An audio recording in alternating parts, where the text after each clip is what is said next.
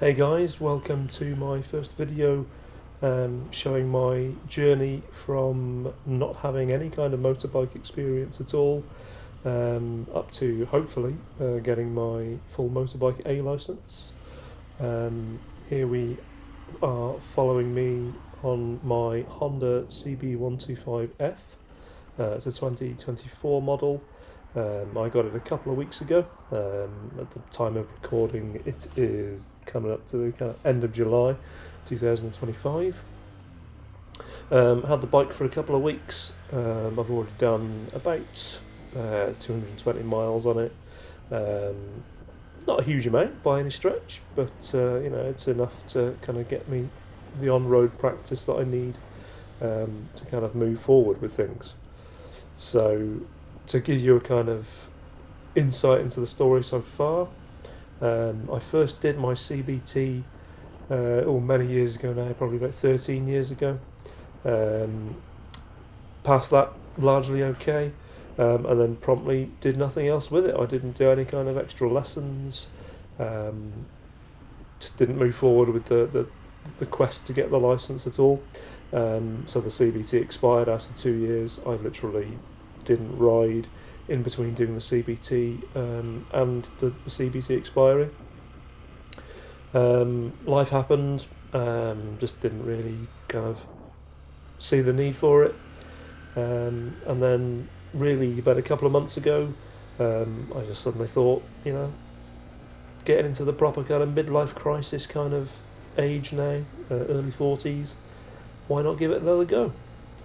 So I registered for a CBT with the same local motorbike school that I did my CBT with those 13 years ago.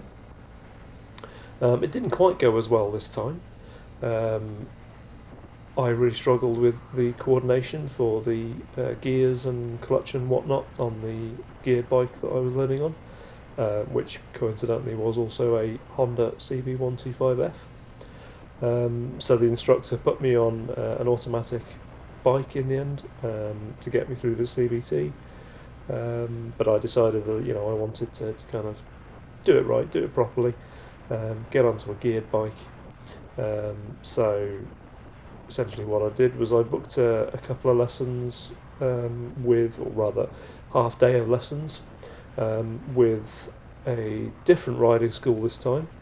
Mainly just because I didn't really get on with the instructor at the CBT school. His method of teaching wasn't really conducive to kind of me learning what I needed to do. It was quite abrupt, and I don't tend to learn very well with those kinds of personalities. So I signed up for a few extra lessons with a different local riding school. The instructor there was very pleasant and very patient, and within the kind of 3 or 4 hours that I was there, I managed to pick up the gears properly. Still not perfect, but certainly much better than I was on the CBT. So it gave me the confidence that I needed to buy my own bike, which is the CB125F that you can see me riding here, and get out on the road for private practice. So that's currently where I am at the moment. I do have a direct access course of sorts booked with that riding school for the end of August. I've passed my motorcycle theory test. I actually did that before I took the CBT. So yeah, just hoping that when I do the direct access course that I'll pick up the skills needed to ride bigger bikes quite quickly, get the Mod 1 and hopefully then Mod 2 tests out of the way, and get myself the full A motorbike licence. Now, in terms of why I'm doing it, I mean, apart from the kind of the midlife crisis thing that I mentioned earlier, the main reason is purely because I'm a bit of a completionist, and when I look at the back of my driving licence, I don't like seeing categories that I can't drive, which is a very silly reason to do this, I know. Obviously, even if I do get my full A licence, there are still going to be plenty of categories on the back of my licence that I don't have. For example, HGVs, passenger carrying vehicles, even cars with trailers, which I think is a restriction that people kind of my age have to deal with. So I'm never going to have a fully complete license, but this is a reasonably achievable one, and if I do manage it, then the freedom of being able to get on the bike and kind of feel the wind in my non-existent hair, being out on the open road, just you and your kind of machine, something about that is just really quite attractive to me. I don't think it was 13 years ago. I think going out on the CBT back then, all those years ago when I didn't have anywhere near as much experience driving, I think it had been like 3 or 4 years, no, maybe a bit longer actually, about sort of 7 or 8 years maybe since I passed my driving test.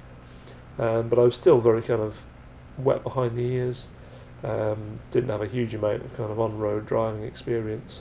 And I think doing the CBT and seeing how kind of vulnerable motorcyclists are, the whole adage that everyone else on the road is an idiot that's out there trying to kill you, I really did feel that at the time.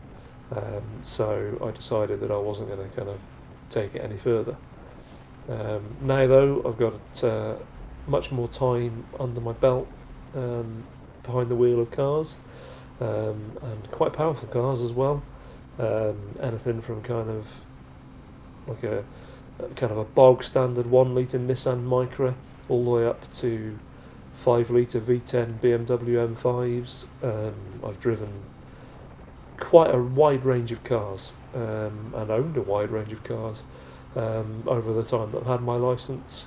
So I feel like I've got a lot more road sense and kind of ability to read the road ahead and kind of plan ahead and things like that. So hopefully that will see me in much better stead on my motorcycle journey. So I've been waffling now for kind of nearly 8 minutes. I haven't really been commenting on what's been going on the video here. So essentially what I'm doing is I'm just riding from my home in Battlefield in Shrewsbury to my martial arts lesson, my taekwondo school, which is at the Coalbrookdale Community Centre near Ironbridge in Telford, which is about 16 miles away, and obviously doesn't involve motorways because I'm on an L plate, so I can't go on a motorway.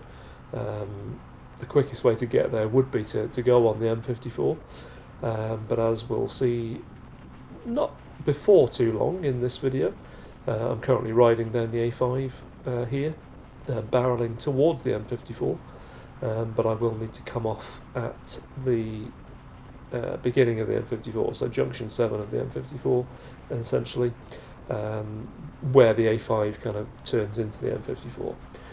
So I'll come off there and I will continue the journey through Wellington, the old historic market town on the outskirts of Telford, down through Lawley and Horsehay, and then down Jiggers Bank towards Coalbrookdale, and then I'll turn into the car park. Now, I'm still not particularly skilled, I'd say, with some of the controls and some of the kind of motions that you have to do when you're riding a motorbike, particularly coordinating things like gears and brakes. I'm certainly much better at it than I was when I first got this bike a few weeks ago, but there are still some kind of wobbly moments, particularly when I'm kind of coming to a stop at junctions. For some reason, I kind of really struggle to stop the bike from wobbling quite a bit when I'm stopping on the rear brake. So I need to kind of work on that a lot more. Other than that, yeah, I think it's mainly just kind of that slow speed control, really. Obviously, the higher speed control is reasonably straightforward. The bike kind of balances itself, and it just comes down to kind of doing regular mirror checks, obviously lifesavers and shoulder checks when doing things like changing position or changing lanes or turning. So it's all these things that they kind of drum into you on the CBT, and that was drummed into me when I did my kind of additional training to get me on the geared bike, and I'm sure there'll be a lot more of that on the direct access course. So yeah, just trying to remember to do all of those things. So I'm going to stop waffling now. I'm just going to kind of let the rest of this video play out. It's not particularly exciting. If there is anything that I kind of want to add a voiceover to, then I'll let you hear my dulcet tones once more. But from this point on, really, I'm just going to kind of let the video play out until the end. There's about another 15 minutes until I get to my destination. Any kind of comments or anything, please feel free to leave them in the comments below. I'm not going to kind of encourage any kind of likes or subscribes, because I'm not really sure whether this is going to become a regular thing or not on this channel of mine. Just see how you get on, and I'll perhaps catch you in any further videos that I do.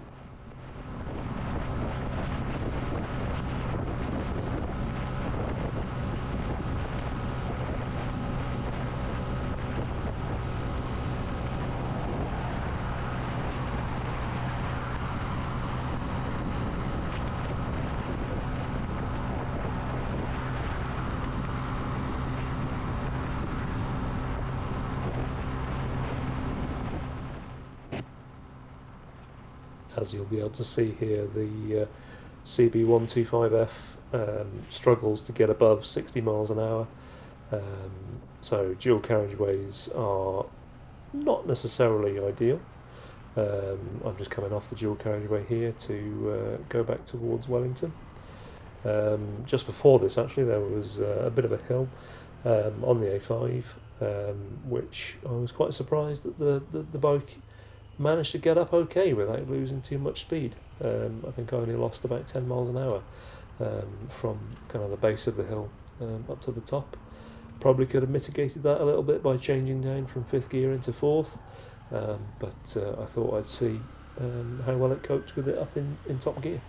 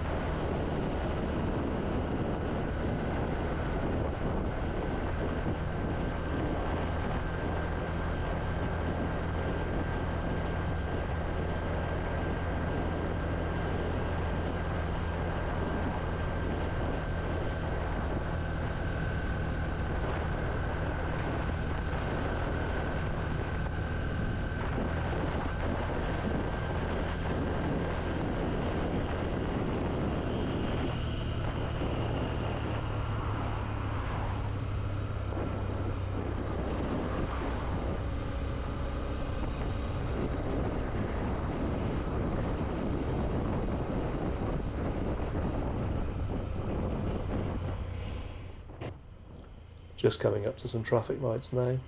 And before I watched this back, I thought this would be a great example of me wobbling at slow speed while trying to come to a stop on the rear brake that I mentioned earlier when I was waffling on at the start.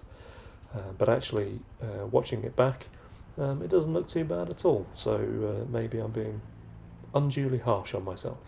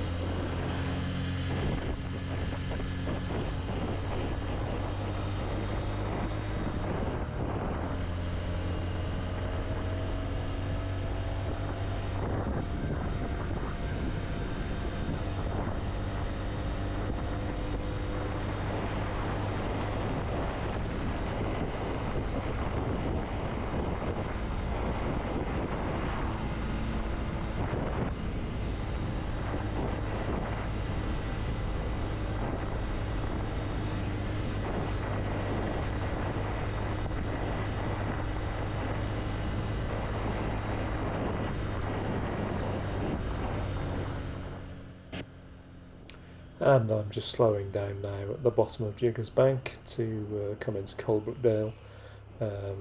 Pretty much at my destination at the Coalbrookdale and Ironbridge Community Centre, which is just after this right turn here, which looking back on it, I cut the corner slightly, which I definitely shouldn't have done. I should have done that a lot better. And also this left turn here, these gates are normally completely open, so half of them being closed like that really threw me a little bit. Yeah, now I'm just doing some slow speed control just to bring it into the car park. I'm not pulling into a parking space just because I'm going to get off the bike and wheel the bike backwards into the space so that I can come out. And that's it. Thank you for watching.